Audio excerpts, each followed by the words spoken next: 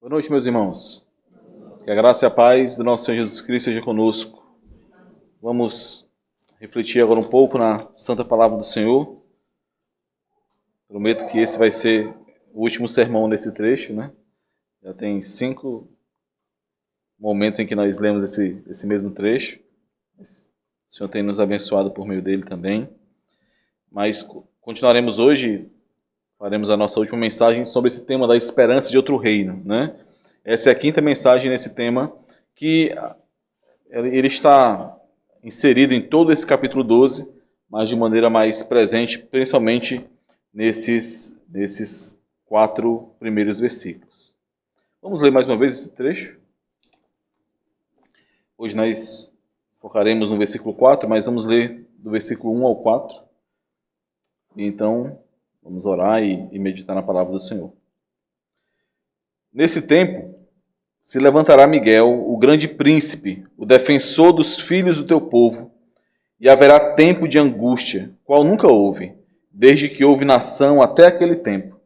Mas naquele tempo será salvo o teu povo, todo aquele que for achado inscrito no livro. Muitos dos que dormem no pó da terra ressuscitarão, uns para a vida eterna, e outros para a vergonha e horror eterno. Os que forem sábios, pois, resplandecerão como o fulgor do firmamento, e os que a muitos conduzirem à justiça, como as estrelas, sempre e eternamente. Tu, porém, Daniel, encerra as palavras e sela o livro, até o tempo do fim. Muitos o esquadrinharão, e o saber se multiplicará. Vamos lá. Senhor, muito obrigado por nos dar a Tua palavra.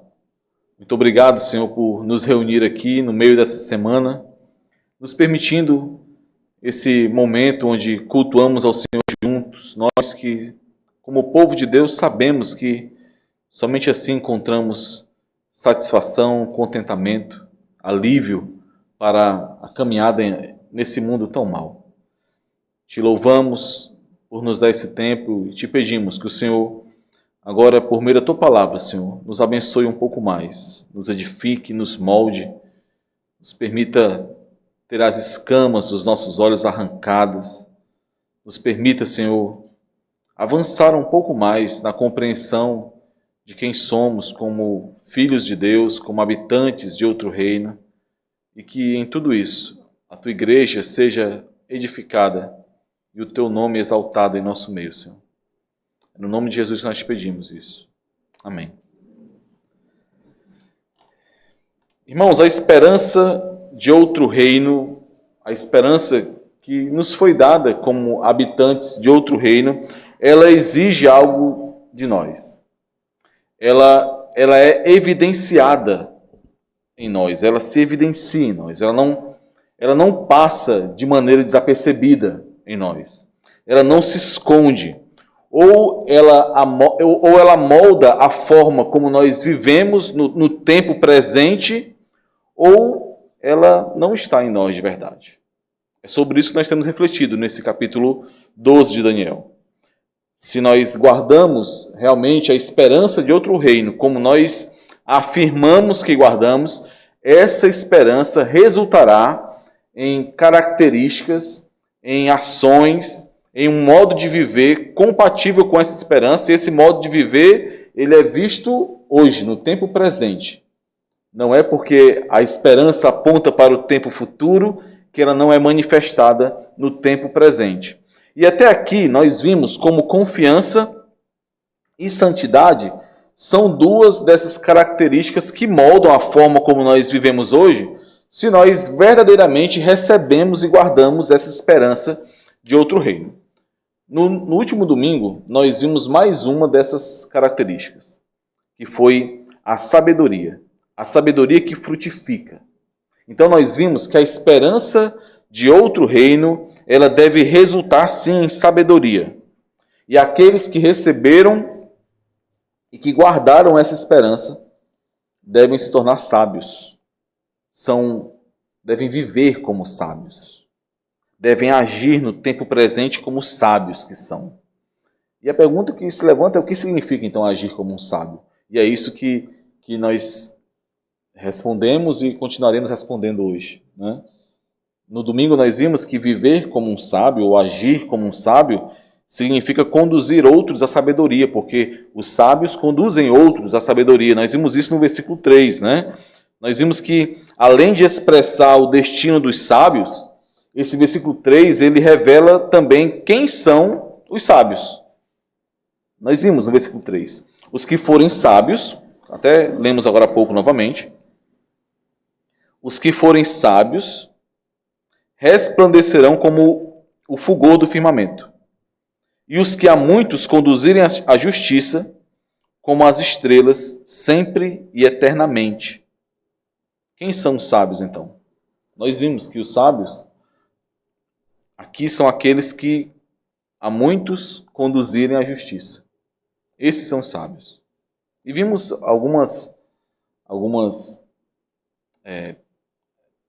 algo que derivava disso, né? Algumas consequências disso. Estes que são conduzidos à justiça pelos sábios são aqueles cujo nome é encontrado no livro, o livro da vida, o livro de Deus.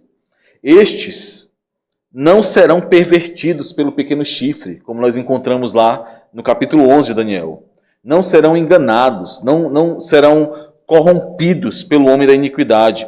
Pelo contrário, eles se tornarão fortes e ativos porque conheceram o seu Deus. Este é o destino daqueles que foram conduzidos pelos sábios. Estes não caminharam sozinhos por esse caminho. Eles foram conduzidos a essa santidade, conduzidos a essa justiça, conduzidos ao conhecimento de Deus. Os sábios, portanto, nós vimos, são aqueles que, uma vez sendo conduzidos à justiça, sendo levados por outros à justiça, estes agora apontam outros para essa mesma justiça. Apontam outros para essa santidade, para esse caminho, para Jesus Cristo, que é a justiça de Deus. Estes são os sábios. E é aqui, meus irmãos, que está o ponto-chave para nós compreendermos de maneira prática este fechamento, esse capítulo 12 do livro de Daniel, assim como também, de uma maneira geral, o livro de Daniel como um todo. Porque a última visão dada a Daniel fala do tempo do fim, da promessa de que Deus guardaria o seu povo, mesmo em meio a tantas aflições, a tantas perseguições, a tantos sofrimentos, mesmo que no ápice, Deus guardaria o seu povo. A última visão fala como os sábios conduzirão muitos à justiça. E estes que foram conduzidos não serão enganados, não se perderão, não se corromperão. Mas o grande ponto aqui para nós é que existe todo um caminho para isso. Desde o momento em que Daniel recebeu essa última visão, até o tempo do fim, até o dia do fim, eu e você, nós estamos em algum ponto no meio desse caminho.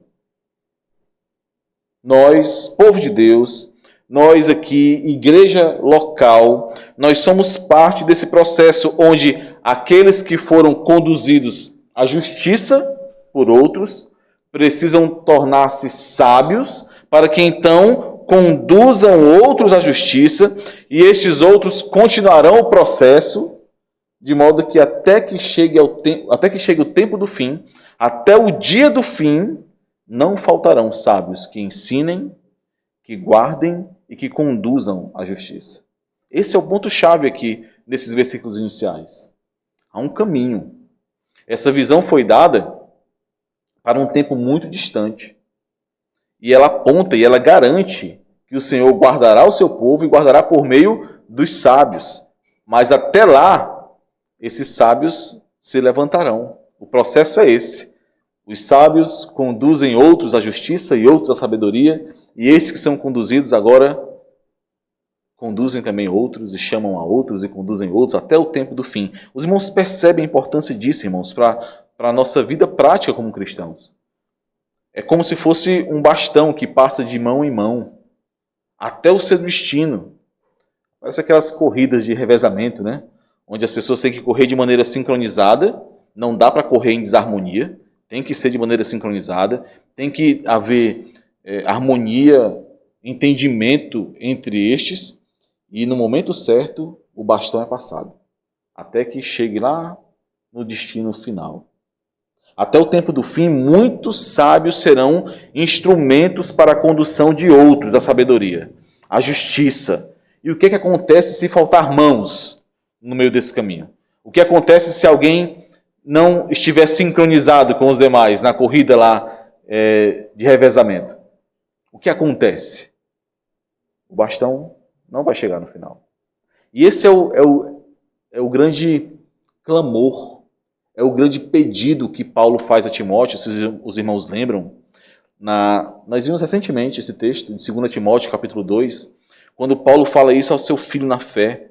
Ele diz, 2 Timóteo 2:2, ele diz: "E o que de minha parte ouviste, através ou na presença de muitas testemunhas, isso mesmo transmite", e esse transmitir dessa ideia mesmo, de levar até que outro pegue, até que outro carregue, né? Levar à frente de alguém para que alguém carregue isso também. Isso mesmo transmite a homens fiéis e também idôneos para instruir a outros. É a dinâmica do avanço do reino.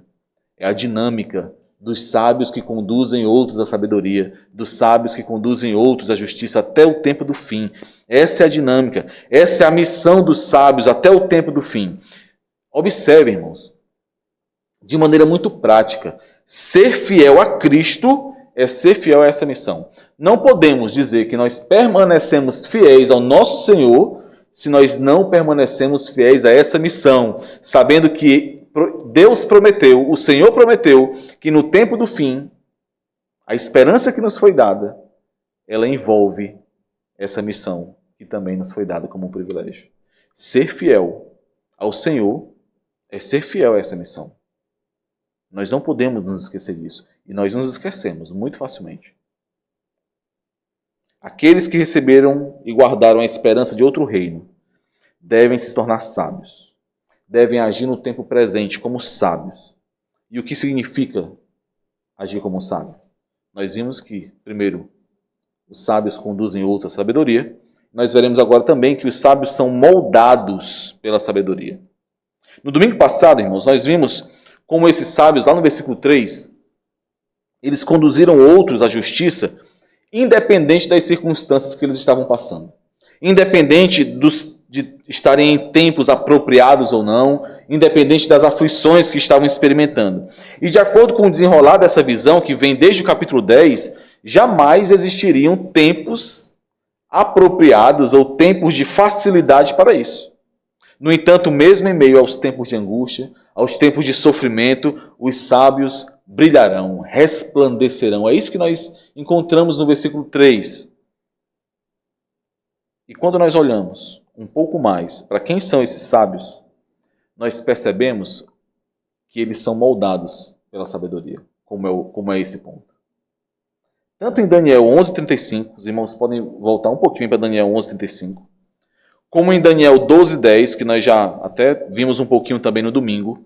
Nesses dois versículos que falam um pouco mais sobre esses sábios, nós vemos como esse processo de ser moldado pela sabedoria é uma verdadeira forja.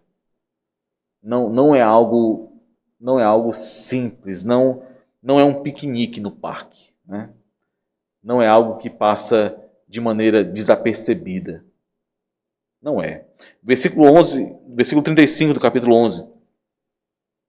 Alguns dos sábios cairão para serem provados, purificados e embranquecidos até o tempo do fim, porque se dará ainda no tempo determinado. Versículo 10 do capítulo 12. Muitos serão purificados, embranquecidos e provados, mas os perversos procederão perversamente, e nenhum deles entenderá, mas os sábios entenderão. Muitos serão purificados, muitos serão limpos, muitos serão libertos da impureza. Muitos serão embranquecidos, alvejados. Aqui é como aquela roupa que tem algumas manchas, e essas manchas são removidas, e após serem removidas as roupas reluzem, né? Aquela propaganda de Vanish, né? Aquelas roupas brancas no varal que cegam assim aqueles que estão vendo. Aqui é o embranquecido. Muitos serão provados, muitos serão refinados. Essa palavra provar, nós já vimos aqui algumas vezes, ser provado aqui é uma palavra utilizada para o refino de metais preciosos. Então, para remover as impurezas, esses metais eram aquecidos, eram fundidos até que as impurezas subissem, né?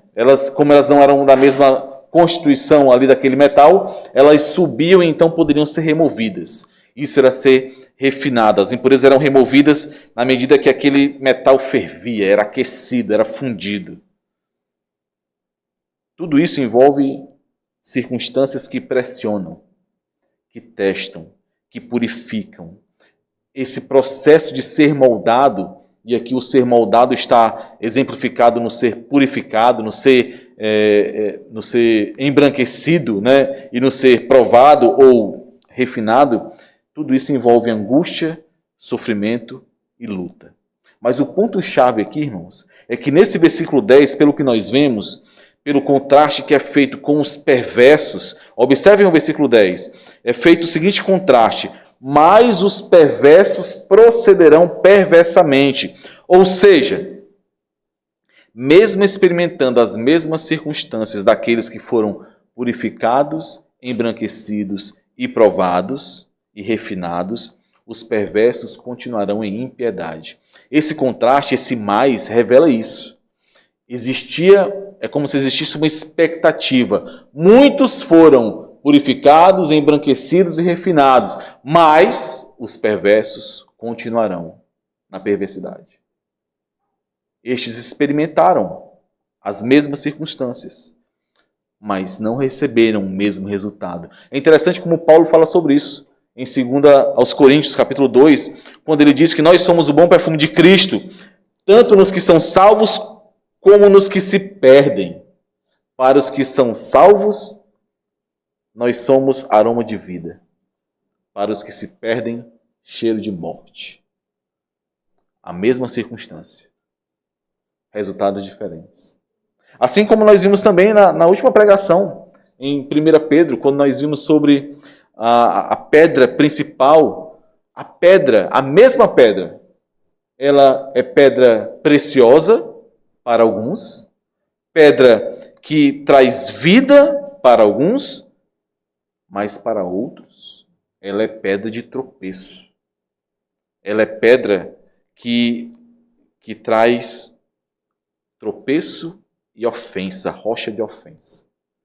A mesma circunstância, mas resultados diferentes. Circunstâncias semelhantes foram aplicadas tanto a sábios quanto a perversos aqui, quanto aos tolos, quanto àqueles que não entendem. E aqui, irmãos, é muito importante perceber esse paralelo do capítulo 12. Não sei se os irmãos já tinham percebido, mas aqui é feito o tempo todo o paralelo entre o sábio e o perverso. Então, observem, o sábio aqui é o justo. O sábio é aquele que está sendo conduzido à justiça. E quem é o perverso? É o tolo. Então, o tolo é o perverso, enquanto o sábio é o justo. Eu falo isso que é importante perceber, porque nós romantizamos muito a ignorância e a tolice. E nós já ouvimos várias vezes aqui que ignorância não é sinônimo de inocência. Ser ignorante, não compreender. E quando eu falo compreender aqui, não é a questão intelectual, mas não compreender com o coração, não receber, não se submeter à palavra de Deus, não é simplesmente ignorância, não é simplesmente tolice, mas é perversidade, como é feito o paralelo aqui nesse começo do capítulo 12, assim como nós encontramos também no livro de Provérbios em vários momentos. As circunstâncias que serão lançadas tanto sobre os sábios quanto sobre os perversos gerarão resultados diferentes. Os sábios serão purificados, embranquecidos e refinados, mas os perversos não. Os perversos serão ainda mais embrutecidos, ainda mais endurecidos, se tornarão ainda mais rebeldes. O fogo da provação não os envergará, não os fará amolecer, não os fará se arrepender, não os purificará. Pelo contrário, eles permanecerão em impiedade e em injustiça. Por quê? Por quê? Porque essa é a natureza deles. Essa é a natureza do ímpio. Essa é a natureza de qualquer um que não recebeu um novo coração. Nós somos salvos, nós compreendemos, não é porque nós somos mais inteligentes que alguém. Não é. É porque um novo coração foi dado. Um novo espírito foi dado. E é isso que garante essa compreensão. Não importa o que aconteça em relação aos ímpios ou ao perverso aqui. Não importa o quanto alguém o alerte, ele não ouve, ele não entende, ele não quer. Não quer. Mas os sábios entenderão, é isso que é dito no versículo 10. Entenderão e serão moldados pela sabedoria. Os ímpios permanecem em trevas, mas os sábios do Senhor discernirão as questões da sua época. Olha que maravilhoso, irmãos. Os sábios discernirão e se dobrarão à mente do Senhor que é revelada em sua palavra. Se dobrarão. O que o Senhor diz que é bom, é bom. O que o Senhor condena, estes condenarão. Não importa o que o mundo diga. Discernirão o que são chamados a fazer e discernirão também o custo. Lembram lá do capítulo 11, versículo 35? Quando aqueles que ensinariam a muitos cairiam pela espada, pelo roubo, receberiam o custo, entenderiam o custo de ensinarem a muitos, de permanecerem fiéis. Isso é algo esperado de nós, irmãos. Esse discernimento, essa compreensão, esse entendimento, essa submissão à mente de Cristo revelada na sua palavra. Isso é esperado de nós, porque nós recebemos a mente de Cristo, um novo coração. E isso independente de qual for a questão. Sabe, quando alguém... Nós encontramos muitos e muitos exemplos disso. Porque o tempo todo nós somos confrontados por esse mundo. Em relação à mente do mundo, ao espírito que há no mundo e o espírito que nos foi dado. É o tempo todo confrontado. Então, por exemplo, quando alguém desse mundo fala sobre carreira, sobre profissão, sobre emprego, sobre vocação, o entendimento, a visão de um habitante de outro reino deve ser diferente desse habitante deste mundo. Enquanto para o ímpio, para o tolo, para o perverso, o melhor, por exemplo, é que um casal trabalhe bastante para conseguir muito dinheiro, então garantir que o seu filho estude na melhor escola, tenha o melhor curso de inglês, tenha as melhores oportunidades, o melhor intercâmbio possível. O sábio não pensa assim. Não pensa. O sábio pondera questões muito mais preciosas do que a futura carreira do filho. Enquanto o tolo decide o local onde ele vai estabelecer a sua família, onde ele vai morar, onde ele vai criar os seus filhos, ele decide pelo critério do melhor concurso que ele encontrar, do melhor emprego que ele conseguir, da maior quantidade de dinheiro que ele vai conseguir obter ali naquele lugar, naquela cidade, ou então na cidade onde tem as melhores escolas, na cidade onde os índices de aprovação são maiores, na cidade onde a melhor saúde é disponibilizada, os melhores hospitais. Enquanto é assim que o tolo, o perverso, planeja a sua vida e toma as suas decisões, o sábio não. O sábio olha para o alto. O sábio pergunta: onde estarão aqueles que me conduzirão à justiça? Onde? Onde, nessa cidade, eu encontrarei aqueles que me conduzirão à justiça, que me conduzirão à sabedoria? Irmãos, obviamente, ninguém nasce sábio. Ninguém nasce sábio. Quando alguém se converte e começa a caminhar na fé, logo surgem os conflitos, os confrontos entre o velho e o novo homem. Isso é comum, isso é normal, isso acontece o tempo todo. Logo o Senhor vai revelando mais e mais da sua vontade. Logo nós vamos sendo mais e mais instruídos na igreja local, por meio dos instrumentos que o Senhor entregou ao seu povo. As convicções, a consciência, ela vai sendo confrontada com a de Cristo, com a mente de Cristo. E é aí que as coisas vão se esclarecendo. É aí que nos é revelado quem nós realmente somos.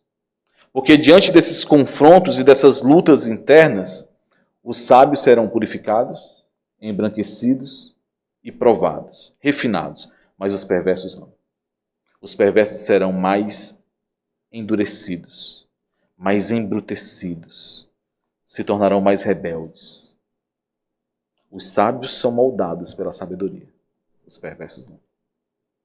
E esse é um contraste muito importante nesse texto aqui.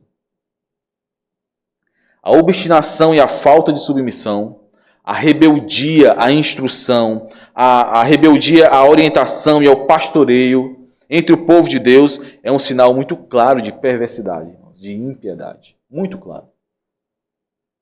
Mas existe algo ainda mais sutil, que é essa falta de compreensão. Os perversos não entenderão, os sábios entenderão, o versículo 10 diz, mas os perversos não entenderão. A falta de compreensão, a cegueira, a falta de harmonia com a igreja, com o ensino que é dado, com o cuidado que foi recebido ali. Irmãos, se nós somos todos habitantes do mesmo reino, nós remamos todos para o mesmo lado, nós queremos todos a mesma coisa. Só que a tolice, que é perversidade, conduz-nos a achar que nós não estamos remando para o mesmo lado. Que aquele que está nos ensinando, que aquele que está nos conduzindo, ou querendo nos conduzir à justiça, está na verdade contra nós, mas isso é tolice. Isso não é verdade.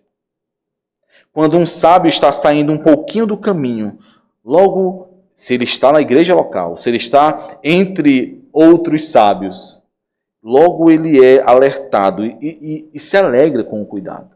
Se alegra pela ajuda. Ele pode até ficar envergonhado, pode até ficar triste com a situação, mas ele não fica irado, ele não fica ofendido, porque a ele, nesse momento, foi dado aquilo que é mais precioso para um crente. Foi dado aquilo que todo crente quer, que é comunhão com Deus, que é santidade. Quando este é conduzido, quando este está se desviando do caminho e é conduzido à justiça, este percebe então, se ele for um sábio, se ele amar o Senhor, ele percebe então que aquilo estava sendo um obstáculo para que ele pudesse ter mais comunhão com o Senhor. E o que aquele que está conduzindo ele está fazendo, na verdade, é remover esse obstáculo. É dar a ele a graça de, sendo purificado, poder se aproximar mais do Senhor. Poder ter mais comunhão com o Senhor. Como poderia o sábio ficar irado com isso? Não fica. Ele pode ficar triste, envergonhado. Pode ficar desapontado consigo. Mas logo ele percebe a graça do Senhor. É graça do Senhor. É graça do Senhor me conduzindo para mais próximo dele. Sábios são moldados pela sabedoria, não pelo mundo. Não pelo mundo, pela sabedoria do alto. E os seus filhos, os nossos filhos, aqueles que são novos na fé, os imaturos, eles precisam ver, meus irmãos, em cada um de nós aqui, precisam ver como não é a sabedoria do mundo, mas é a sabedoria do alto que molda a nossa vida, as nossas decisões. Nós precisamos estar atentos a isso. Os nossos filhos, as nossas crianças, precisam perceber que a forma como nós tomamos decisão, algumas decisões, as decisões da nossa vida, não são como aqueles que estão no mundo tomam. Não é o dinheiro que nos faz tomar decisão. Não é o conforto que nos faz tomar decisão. Nós, inclusive, nos sacrificamos se for necessário. E sacrificamos tais coisas, se forem necessárias, para que nós possamos alcançar mais das coisas do alto. Isso precisa ser visto em nós. Se o seu filho não enxergar isso, à medida em que ele vai crescendo, ele não vai compreender o que é ser sábio. Ele não vai entender, ele não vai ter a figura, o modelo do que é ser sábio. O que ele vai ver é alguém que é sábio de acordo com esse mundo e não de acordo com a verdadeira sabedoria.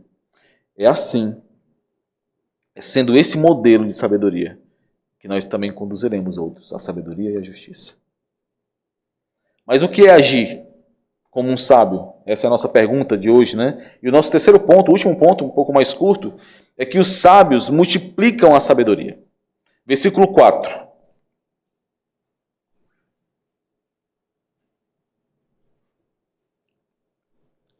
Tu, porém, Daniel, encerra as palavras e sela o livro, até o tempo do fim. Muitos o esquadrinharão e o saber se multiplicará. Embora encerrar e selar aqui possam trazer uma ideia de esconder algo, de ocultar algo que foi revelado, e alguns teólogos interpretam isso aqui, interpretam que a ideia aqui era que Daniel escondesse, não divulgasse ou ocultasse essa revelação, mas nós não temos aqui essa ideia.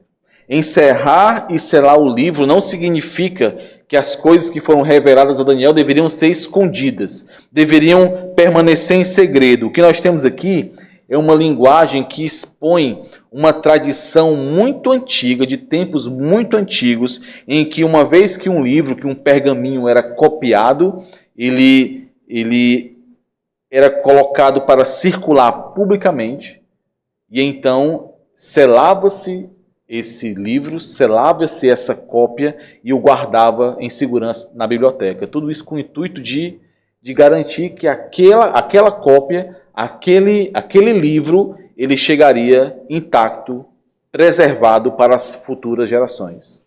Então, essa é a ideia aqui. A ideia não é esconder as palavras, mas protegê-las. Esse era o encargo de Daniel agora. Proteger essa revelação que seria a fonte de esperança para o povo de Deus até o tempo do fim. Essa era a missão de Daniel aqui. Manter essas palavras seguras, garantir que elas seriam preservadas, que elas permaneceriam intactas, seladas. Seladas eram fiéis, com o selo de autenticidade, permaneceriam fiéis, para que então elas chegassem às gerações futuras. Essa é a ideia do encerrar e selar aqui. Guardar, preservar, proteger, para garantir que então essas palavras chegassem a quem deveriam chegar. A última missão de Daniel foi assegurar de que as profecias que foram reveladas a ele se tornassem conhecidas. Não apenas daquela geração, não apenas daquele povo, daquele tempo, mas das gerações vindouras. Por isso aqui, no final do versículo 4, é dito que muitos o esquadrinharão e o saber se multiplicará. O povo de Deus precisa dessa palavra. O povo de Deus precisa desse consolo, dessa esperança, especialmente à medida em que nós nos aproximamos do tempo do fim. Nós precisamos estar prontos, irmãos, e não sermos pegos de surpresa.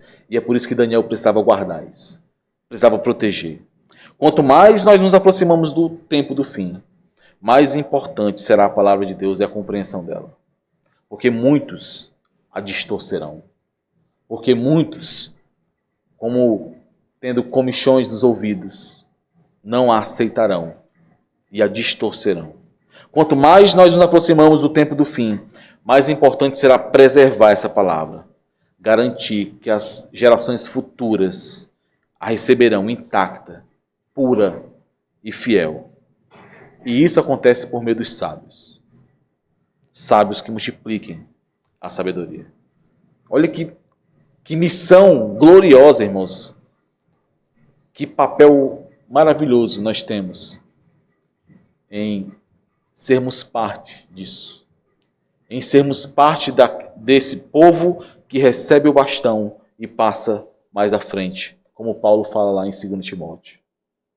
Nós precisamos valorizar a palavra do Senhor. Valorize a palavra de Deus. Valorize os instrumentos da palavra de Deus. Cresça na compreensão da palavra. Conduza outros por meio dela. E seja também um instrumento de preservação e de transmissão dessa palavra para as próximas gerações, de acordo com aquilo que o Senhor te chamou para ser. Se para o ministério da palavra, para o ministério da palavra. Se para o auxílio, para o socorro, para a condução desse caminho, que assim seja. Mas o Senhor, como nós já vimos várias vezes, Ele dotou a sua igreja, o seu povo com dons, para que por meio desses dons a igreja fosse edificada.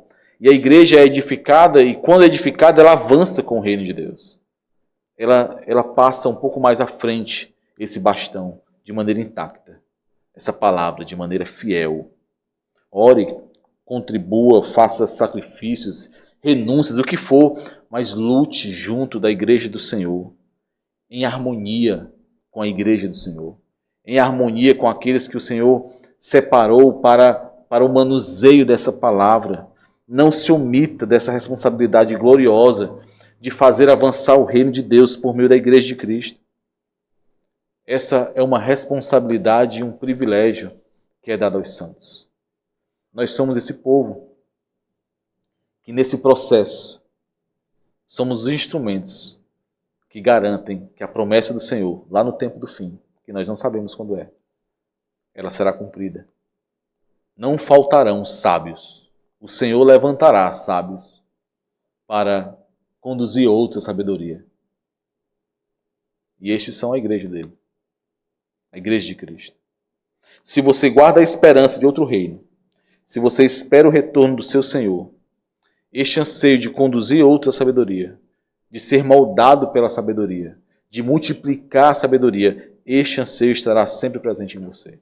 E se não está, algo está errado. Procure o Senhor em oração. Busque o Senhor por meio da sua palavra. Busque por meio da sua igreja. E Ele certamente removerá aquilo que está impedindo essa comunhão com o Senhor, impedindo este anseio. Que o Senhor nos abençoe em tudo isso, meus irmãos. Vamos orar. Senhor Deus, Santo Pai, nós te agradecemos pela tua palavra, Senhor. Como nós necessitamos dela, como nós somos fracos. Nós falamos, professamos tantas coisas e logo vacilamos. E logo pecamos, e logo contradizemos aquilo que nós falamos há pouco. Somente a tua misericórdia, a tua graça para nos sustentar, Senhor. Para nos guardar de nós mesmos. Se dependêssemos de nós para avançarmos e para sermos salvos, certamente nós perderíamos. Mas o Senhor é quem age em nós por meio do teu Santo Espírito. Mas isso de maneira tão misteriosa não nos remove a responsabilidade e o grande privilégio de sermos os instrumentos uns para os outros. Instrumentos que conduzem à sabedoria, que conduzem à justiça, que são instrumentos de preservação. Ó Senhor, este mundo tenta o tempo todo nos roubar isso. Os nossos momentos de conforto, de alegria vazia, os nossos momentos de escape, onde tentamos correr das aflições e do sofrimento, não correndo para o Senhor, mas para esse mundo, tudo isso tenta nos roubar a maravilhosa graça, a maravilhosa alegria de sofrermos pelo Senhor, de sermos instrumentos do Senhor em meio a um mundo mau. Mas o Senhor preservará o teu povo. O Senhor nos guardará. Ó Senhor, desperta-nos, fortalece-nos, chacoalha-nos e nos permita experimentar a alegria de servirmos e nos gastarmos para o Senhor. Em nome de Jesus, o nosso Redentor, nós pedimos. Amém.